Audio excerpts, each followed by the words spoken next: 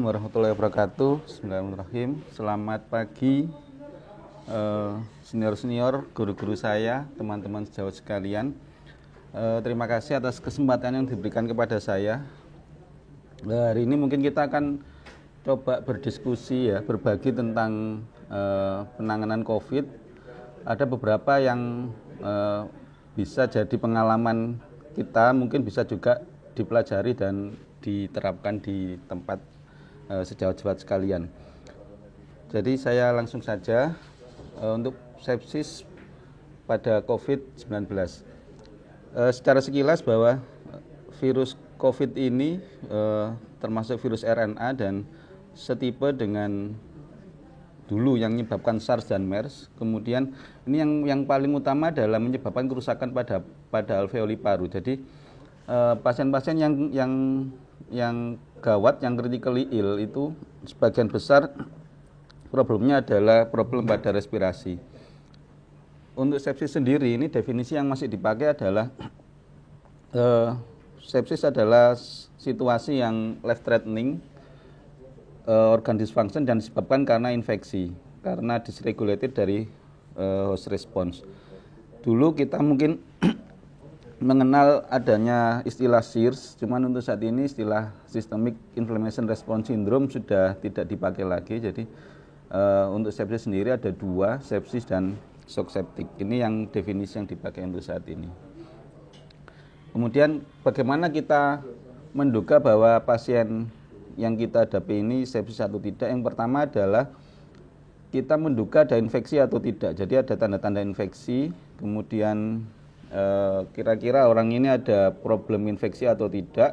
Kemudian setelah kita menduga ada problem infeksi, baru kemudian kita lihat apakah ada 2 dari 3 kriteria respiratory rate lebih dari 22 kali per menit, kemudian perubahan dari status mental, dan penurunan dari tekanan darah. Jadi kalau ada 2 dari 3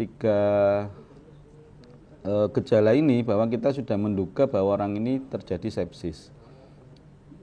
Pada COVID, gejala yang muncul itu seringnya adalah gejala respirasi, dan pada banyak pasien jika kita telat mengidentifikasi kegawatan respirasi, maka outcome-nya bisa jelek, jadi pasien juga bisa meninggal. Jadi ini ada kriteria kira-kira penderita ini perlu dilakukan intubasi atau tidak. Memang banyak guideline dan ini masih akan terus berubah. Jadi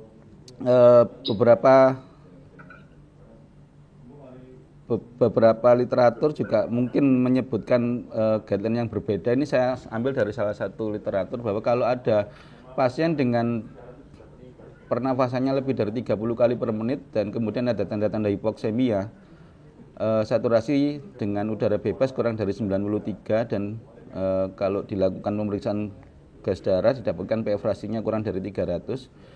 Ini kita harus memberikan terapi oksigen dan kita lihat dalam 2 jam. Ini pada guideline dari literatur ini. Dalam 2 jam itu tidak terjadi perbaikan. Ini harus kita pikirkan untuk diberikan intubasi dan ventilasi mekanik. Kalau telat mungkin juga hasil outcome dari penderita akan jelek. Untuk sepsis sendiri ini dari guideline 2016 yang kita pakai untuk saat ini, bahwa yang pertama adalah kita mencurigai ada pasien dengan infeksi, kemudian kita lihat quick SOFA-nya. Kalau quick SOFA lebih dari 2, kemudian kita melihat dari SOFA score. Dilihat dari SOFA score, ini kita lihat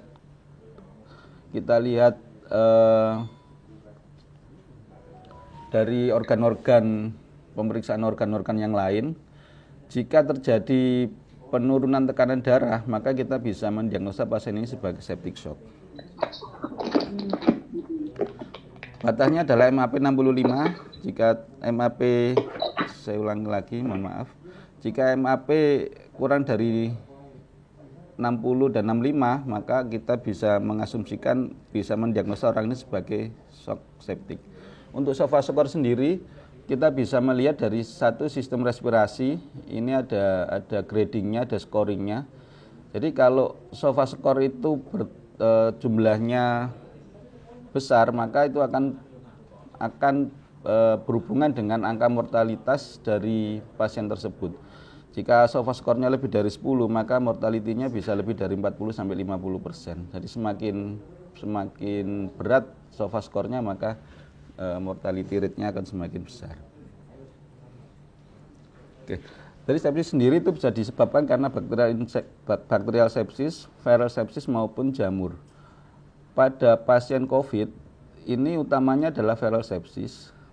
Tapi pada beberapa pasien itu bisa muncul secondary infeksi menjadi bakterial, dan jika kita cek juga pasien-pasien yang kita rawat ternyata juga muncul adanya infeksi jamur.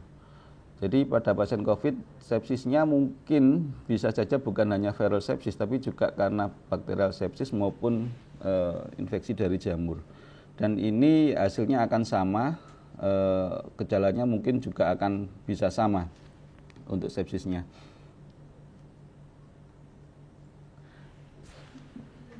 Untuk penanganannya pada pasien sepsis, ini yang literatur 2016 itu dibagi menjadi dua, yaitu apa yang harus kita lakukan dalam 3 jam pertama, kemudian apa yang harus kita lakukan dalam 6 jam berikutnya.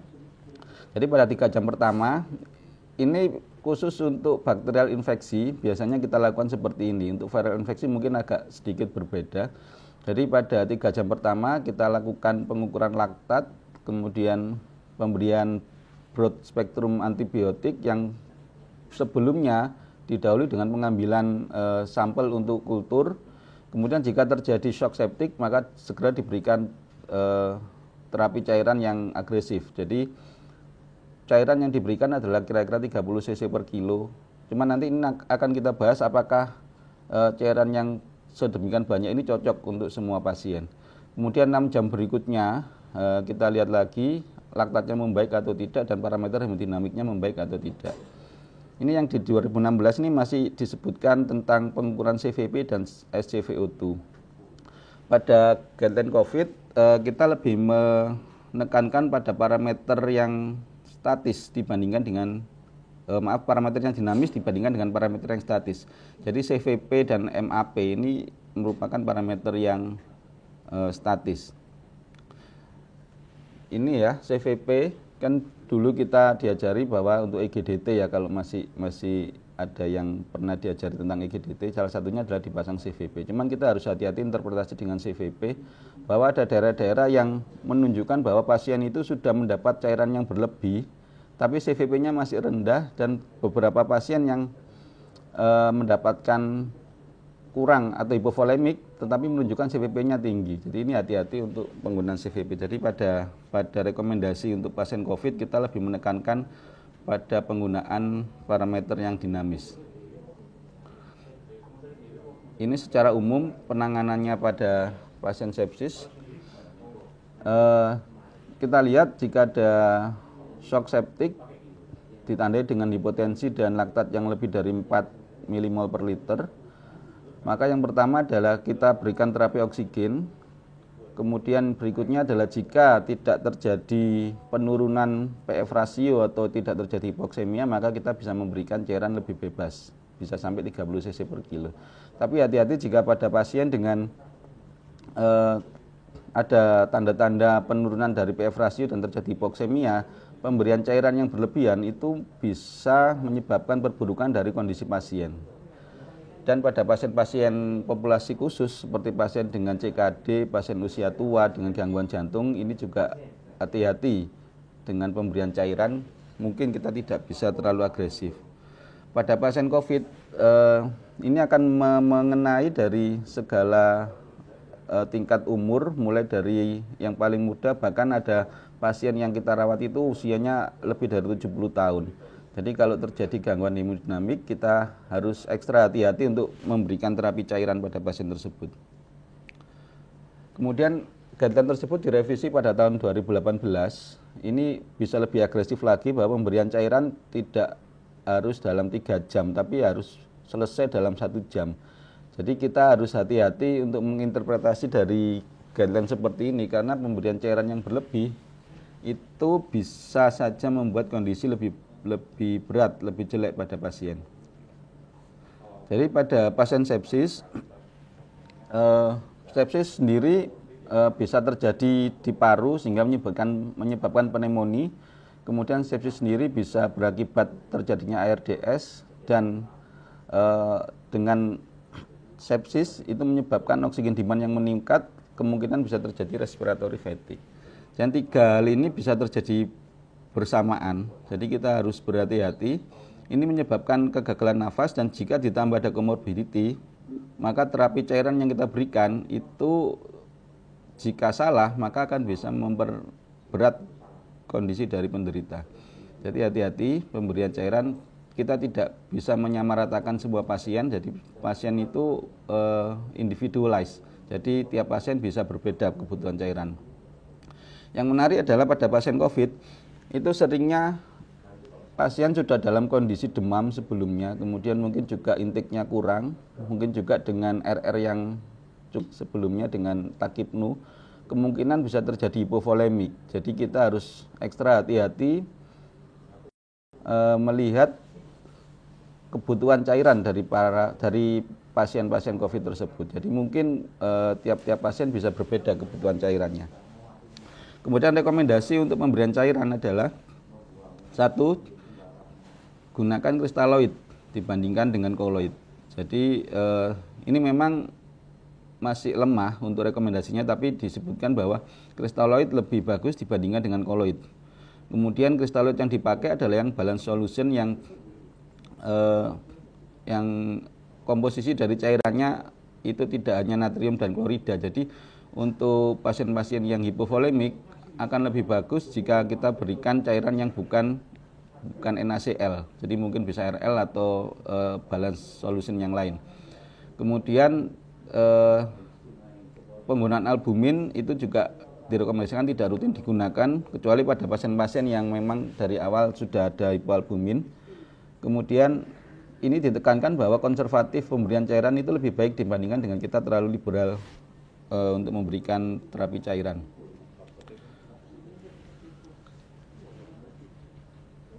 Pemberian cairan pada pasien itu target kita adalah normovolemik atau euvolemik. Hipovolemik dan hipervolemik ini bisa berbahaya karena masing-masing ada konsekuensinya. Jika kita kurang bisa terjadi hipovolemik dan itu tidak bagus. Juga hipervolemik juga sama saja. Hipovolemik juga bisa memperberat kondisi dari pasien. Kemudian jika kita sudah memberikan cairan yang adekuat, kemudian tensinya juga masih belum naik, maka kita mempertimbangkan pemberian norepinefrin pada pasien dengan target MAP 60 sampai 65. Kemudian jika kita sudah memberikan high dose norepinefrin dan hemodinamik masih tidak stabil, maka bisa dipertimbangkan dengan pemberian steroid. Untuk rekomendasi hemodinamik dari pasien COVID, gunakan dinamik parameter seperti kita meraba perfusi, suhu dari ekstremitas bagaimana, dingin atau hangat. Kemudian kita juga bisa mengukur capillary fill time. Kemudian jika kita ada fasilitas, kita bisa memeriksa laktat dari pasien. Kemudian target MAP 60 sampai 65 mm Hg. Cuman hati-hati dengan target ini ya. Barangkali pasien awalnya dengan hipertensi, mungkin kalau kita menurunkan terlalu rendah, tensinya itu juga tidak baik. Jadi yang paling gampang adalah kita lihat dari urin. Jika produksi urin cukup, maka itu bisa diasumsikan bahwa renal blood flow-nya cukup, sehingga perfusi ke organ lain bisa diasumsikan juga cukup. Kemudian NE sebagai terapi utama untuk vasoaktif. Kemudian jangan menggunakan dopamin, ini meskipun rekomendasinya rendah karena dengan penggunaan dopamin dilaporkan banyak terjadi aritmi yang potensial bisa berbahaya pada pasien.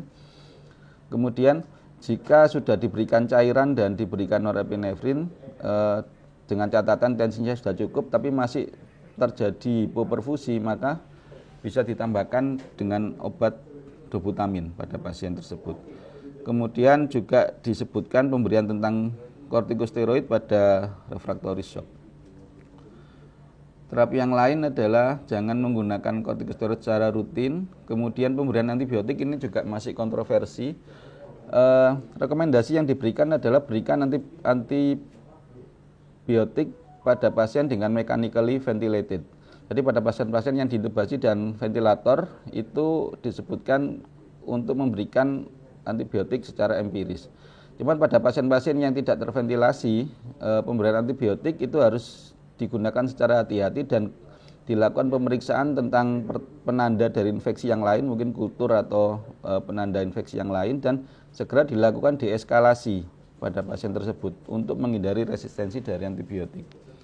Kemudian untuk temperatur kontrol bisa digunakan paracetamol, dan penggunaan antibiotik ini secara empiris bisa diberikan pada kondisi adanya tanda-tanda infeksi bakterial, produksi sputum yang banyak, kemudian adanya febris, peningkatan dari sel darah putih, kemudian didapatkan prokalsitonin yang tinggi, dan pasiennya hemodinamik tidak stabil, yang mungkin kita curigai disebabkan oleh infeksi bakteri. Kemudian ini tidak kalah penting pada pasien yang kita rawat di Sutomo, RSUD Dr. Sutomo, ada beberapa yang pada pemeriksaan kultur itu muncul jamur. Ini bisa disebabkan karena penggunaan antibiotik lebih dari 7 hari, kemudian diberikan nutrisi secara parenteral, pemeriksaan atau pengobatan invasif dan lain-lain. Jadi kalau ada penderita dengan kriteria seperti ini, mungkin kita juga bisa menggunakan antifungal terapi pada pasien tersebut. Ini untuk kesimpulannya. Jadi ada beberapa yang rekomendasinya banyak, yang rekomendasinya masih rendah, dan beberapa yang strong suggested. Jadi yang hijau itu segera berikan oksigenasi pada pasien dengan gagal nafas. Kemudian yang lain-lain ini masih dalam penelitian dan rekomendasinya masih belum kuat. Terima kasih. Mungkin secara sekilas seperti itu. Saya berharap bisa banyak berdiskusi dengan sejawat-sejawat sekalian. Terima kasih. Assalamualaikum warahmatullahi wabarakatuh.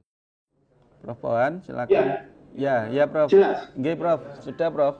Nah, ini saya mau tanya mengenai pemberian cairan pada infeksi coronavirus. Itu saya baca ada peningkatan hyaluronan di paru-paru. Dan hyaluronan itu sifatnya mengabsorpsi cairan. Malah sekarang beberapa terapi dianjurkan untuk menghilangkan hyaluronan, untuk menghilangkan liquid jelly yang terjadi pada paru-paru tersebut. Bagaimana pendapat saudara dalam hal ini? Terima kasih, Prof. Makasih, Prof. Untuk pemberian cairan pada pasien yang tidak mengalami shock septic, mungkin bisa saja kita lebih bebas memberikan cairan. Untuk rekomendasi dari shock septic sampai saat ini masih menggunakan kristaloid, Prof. Jadi kita target utamanya adalah kita segera mengisi intravaskuler, karena prolong shock itu juga bisa berbahaya, karena dengan prolong shock maka bisa terjadi hipoksia dan anoksia, kemudian bisa terjadi inflamasi yang lebih hebat lagi dan perburukan kondisi bisa lebih berat. Jadi target utama kita adalah membuat intravaskular volume itu terisi dengan cepat, dan untuk kondisi seperti itu pilihan terapinya adalah dengan cairan kristaloid, karena dengan cairan kristaloid kita bisa memberikan intravaskular volume yang cepat sehingga kita bisa segera membalik yang shock tersebut menjadi kondisi yang tidak shock dengan target MAP lebih dari 65. Kemudian untuk cairan-cairan terapi yang lain mungkin bisa diberikan setelah kondisi kritisnya sudah teratasi. Mungkin seperti itu, Prof. Jadi untuk yang shock septic, pilihan cairannya yang bisa diberikan dalam waktu cepat itu yang aman adalah kristaloid. Untuk koloid, pada koloid tertentu seperti HES, itu juga dilaporkan bisa terjadi perburukan pada fungsi ginjal dan koagulasi. Jadi untuk saat ini rekomendasinya memang untuk pasien-pasien shock dengan kita memberikan cairan bolus yang banyak, pilihannya adalah dengan kristaloid, Prof. Untuk pasien shock septic. Ya, mengenai liquid jelly yang bertumpuk pada paru-paru, apakah saudara tidak ada tindakan atau apa? Kita bisa melakukan suportif terapi, Prof. Jadi problem utamanya adalah gangguan difusi dan ventilasi pada pasien ini. Jadi untuk yang lebih cepat penanganannya adalah dengan intubasi dan ventilasi mekanik untuk pasien-pasien yang dengan gangguan paru yang berat atau penumpukan dari cairan di paru yang cukup banyak. Cuman permasalahannya adalah COVID ini kan penyakit yang relatif baru, jadi masih banyak diteliti tentang patofisiologi yang terjadi pada pasien COVID. Yang sudah diketahui, pasien ini terjadi kerusakan di alveoli, Prof. Kemudian juga mungkin sekarang ditemukan juga adanya mikroemboli. Jadi yang paling menonjol pada pasien COVID itu adalah gangguan dari ventilasi dan perfusi, atau kita biasanya menyebutnya vapor Q mismatch. Jadi untuk kondisi seperti itu, penanganan emergensinya itu ya dengan intubasi dan ventilasi mekanik, Prof. Itu yang paling bisa dilakukan untuk saat ini. Oke. Kemudian nanti dengan berjalannya waktu mungkin terjadi perbaikan dari kondisi, ya tubuh akan bisa membuang kelebihan cairan yang di tubuh itu dengan secara normal. Atau kadang-kadang kita bisa paksa dengan pemberian diuretik atau renal replacement terapi, Bro, pada pasien-pasien yang memang jelek. Jadi kita biasanya juga memasang seperti CRRT atau kita menggunakan diuretik pump untuk mengeluarkan kelebihan cairan dari tubuh pasien. Nggih, Bro. Ya, terima kasih. Nggih, matur nuwun, Prof. Terima kasih.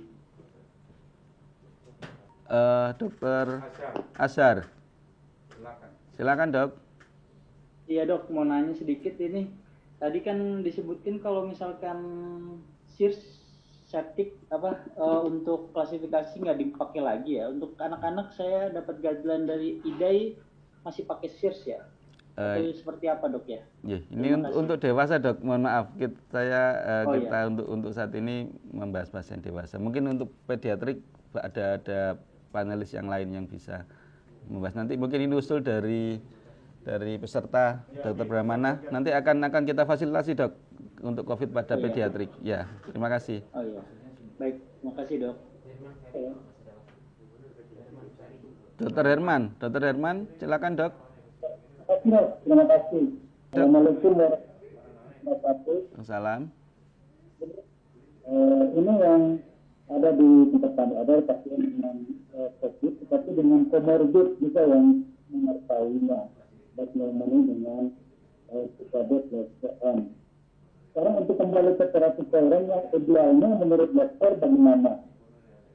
Yang kedua tadi saya dengar untuk pengobatan disertai dengan antimal itu kriterianya bagaimana kita memulai? Terima kasih, Dok. Komorbidnya dengan apa, Dok? Maaf. Dengan DM CKD plus pneumonia, Dok.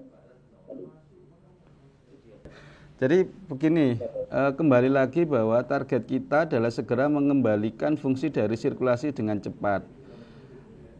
Untuk pemberian cairan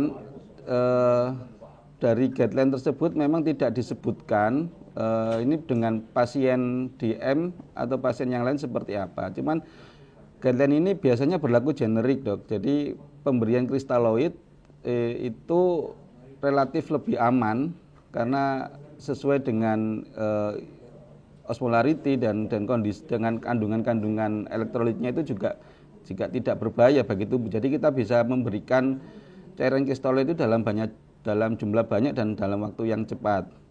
Mungkin ada beberapa yang memikirkan tentang kandungan laktat ya, kalau kita memberikan ring laktat gitu. Bagaimana dengan laktatnya? Nanti pada pasien-pasien diabetes apakah dengan pemberian laktat itu bisa menyebabkan kenaikan dari gula. Itu biasanya kita lihat guideline-nya pada pasien-pasien dengan ketoasidosis diabetikum umpamanya ya, kita kan berikan cairan dalam jumlah banyak. Jika kita berikan laktat yang tinggi maka takutnya gulanya akan lebih tinggi lagi. Nah, cuman target kita yang pertama kali adalah segera membalik kondisi dari shock tersebut menjadi tidak shock. Sedangkan untuk gula itu mungkin kita bisa pikirkan agak belakang, Dok. Soalnya pada pasien sepsis itu biasanya juga terjadi hipermetabolisme dan gulanya juga cenderung tinggi. Jadi mungkin itu nanti ada terapi tersendiri tentang penata laksanaan dari hiperglikeminya. Jadi mungkin ada beberapa guideline sih yang kita tahu bahwa di sepsis ya sebaiknya gula tidak lebih dari 180, mamanya seperti itu ya. Dan itu nanti mungkin dibutuhkan pengaturan tersendiri, Dok, untuk hiperglikeminya. Jadi mungkin kita bisa memberikan eksternal insulin atau apapun itu bisa kita pikirkan belakangan. Tapi yang di depan mata yang mengancam jiwa adalah kondisi shocknya, dan ini harus segera dikembalikan. Mungkin seperti itu, Dok.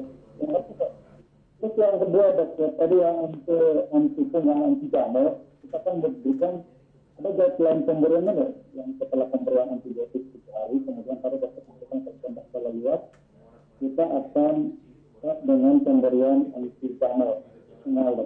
Guideline-nya gimana, Dok, untuk jamur? Guideline-nya sih masih belum jelas, Dok ya. Ini semuanya rekomendasinya sifatnya masih weak. Cuman begini, di situ disebutkan bahwa kalau kita memberikan antibiotik pada pasien dengan COVID ini kan pasien dengan infeksi viral, Dok ya. Jadi ada pertanyaan juga, ini infeksi virus kok diberi antibakteri. Cuman ada beberapa yang berpendapat bahwa kalau kondisinya itu sudah sedemikian jelek, jadi mungkin ada kemungkinan satu dia ada sekunder infeksi, atau yang kedua imunitasnya sudah cukup rendah sehingga akan gampang terjadi sekunder infeksi. Jadi ada yang berpendapat diberikan empirik antibiotik, tapi ini tidak harus terus-terusan. Jadi setelah berapa hari atau kita punya fasilitas ya kita lakukan pemeriksaan penanda infeksi bakterial, dan jika terbukti mungkin kalau kulturnya negatif ya mungkin kita segera bisa melakukan deeskalasi. Jadi kita tidak memberikan yang broad spectrum yang tinggi untuk pasien ini. Kan itu tadi ya, ketakutan kita kalau penggunaan antibiotik yang abuse yang tidak pas itu bisa terjadi resistensi dari antibiotik tersebut, dan itu nanti kedepannya akan lebih menyulitkan kita sebagai dokter. Tapi yang direkomendasikan pada pasien COVID ini yang dengan ventilator itu ya ini rekomendasinya levelnya masih lemah, cuman ada rekomendasi bahwa bisa diberikan antibiotik empiris dan segera dilakukan deeskalasi ketika ada terbukti bahwa antibiotik itu tidak perlu diberikan pada pasien tersebut. Mungkin seperti itu, Dok. Belum ada guideline lain yang lebih pas. Nanti ini masih penelitian, mungkin masih berjalan juga. Oke, terima kasih, Dok. Selamat pagi, Dokter. Terima kasih. Ya. Dok, saya mau bertanya untuk pemberian tata laksana cairan konservatif untuk pasien COVID dengan ARDS. Apakah tata laksana cairan konservatif itu hanya untuk pasien ARDS dengan tanda-tanda shock atau untuk pasien ARDS tanpa tanda-tanda hipoperfusi jaringan, Dokter? Karena dari guideline WHO tanggal 27 Maret itu ada salah satu guideline-nya itu pemberian tata laksana cairan konservatif untuk pasien ARDS tanpa tanda-tanda hipoperfusi jaringan. Ya, terima kasih, Dok. Jadi guideline tersebut ya mungkin tidak bisa pas untuk semua pasien. Jadi yang harus kita lihat itu adalah kira-kira pasien tersebut itu dalam kondisi yang seperti apa. Jadi kira-kira begini. Jadi yang paling penting dari penanganan pasien itu adalah monitoring yang ketat, Dok. Jadi kira-kira pasien ini sudah cukup cairan, overload, atau mungkin masih hipovolemik. Jadi kita tidak bisa memberikan cairan dalam jumlah banyak tanpa ada monitoring yang ketat. Mungkin ini bisa memberikan gambaran tentang pemberian cairan bagaimana yang seharusnya kita lakukan. Jadi pada pasien yang tidak terjadi hipoksia atau tidak terjadi perubahan dari PF rasio, ini bisa kita lihat secara sederhana dengan pemasangan saturasi. Jadi kalau normalnya kita ini saturasi 95 ke atas. Jadi kalau pada pasien dengan udara bebas saturasi 95 itu mungkin masih belum terjadi ARDS atau injuri pada paru. Jadi pada kondisi pasien seperti itu kita bisa memberikan cairan yang lebih bebas, lebih banyak, bisa aman pada pasien tersebut. Tapi pada pasien-pasien yang dari klinis mungkin kita bisa mencurigai sudah adanya overload, kita bisa lihat dari auskultasi sudah mulai terdengar ronki, kemudian sudah mulai terjadi penurunan saturasi, dengan oksigen nasal atau oksigen masker saturasi tercapai cuma 90, 91. Ini hati-hati dengan pemberian cairan. Jadi pada pasien-pasien seperti ini mungkin kita pemberian cairannya harus titrasi, dan mungkin kita bisa memberikan norepinefrin secara dini pada pasien seperti ini jika kondisi hemodinamiknya tidak stabil atau dalam kondisi shock. Akan tetapi jika pasien ini sudah diintubasi dan mendapatkan mechanical ventilator, ini kita relatif lebih aman untuk memberikan terapi cairan secara lebih banyak, karena kita bisa memodifikasi komponen dari respirasi, mungkin bisa dengan menggunakan PIP atau bisa menggunakan metode yang lain pada pasien tersebut. Jadi pada pasien yang diintubasi itu mungkin lebih aman untuk memberikan cairan. Cuman untuk pasien-pasien dengan populasi tertentu, ya ini kita harus ekstra hati-hati. Mungkin kita tidak sampai memberikan 30 cc per kilo, mungkin 10 cc sampai 20 cc per kilo sudah terjadi penurunan saturasi atau terjadi ronki, ya mungkin kita harus berhenti di situ dan kita sudah mulai menggunakan obat-obat vasoaktif. Jadi kira-kira secara kita bisa lihat secara detail kondisi pasiennya, monitoring secara ketat, dan tidak memberikan cairan langsung banyak secara berlebih pada pasien-pasien tertentu. Mungkin seperti itu, Dok. Iya, baik, dokter. Terima kasih banyak, dokter, atas ya, terima kasih, Dok. Oke, kalau sudah cukup jelas, tidak ada yang lagi ditanyakan, mungkin bisa diakhiri. Terima kasih atas perhatiannya. Assalamualaikum warahmatullahi wabarakatuh.